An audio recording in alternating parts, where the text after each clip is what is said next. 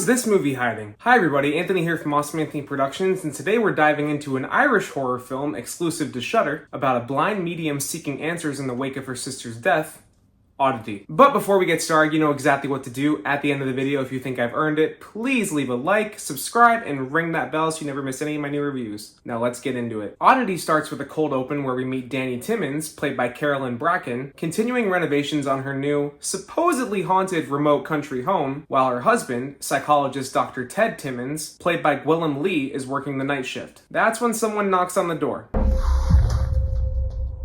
Could you open the door?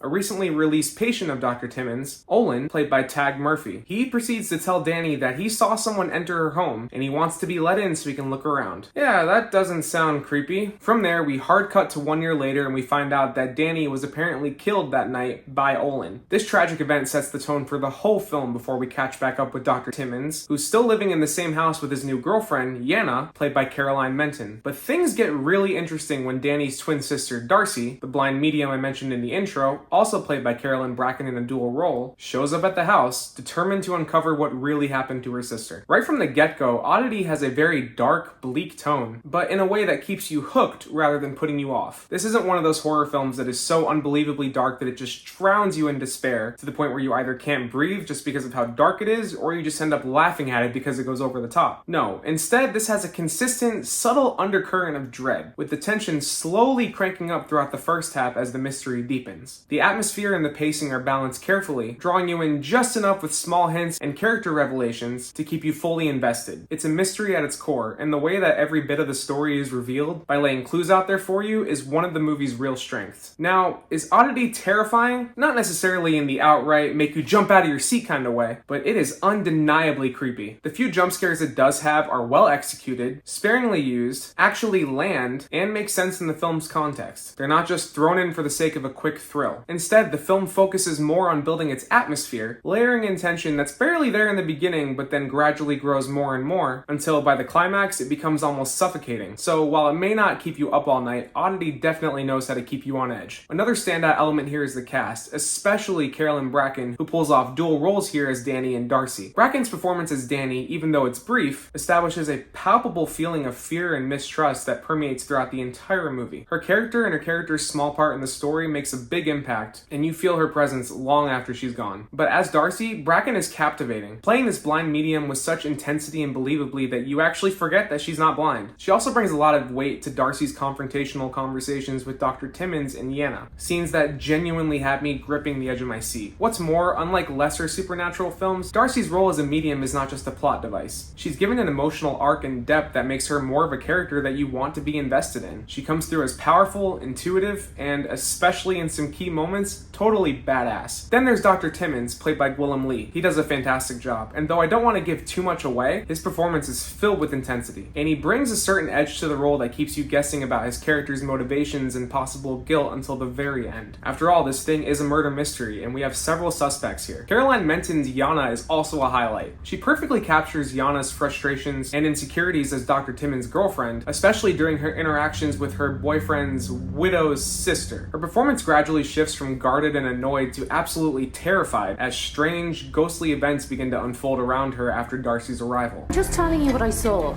Danny's ghost.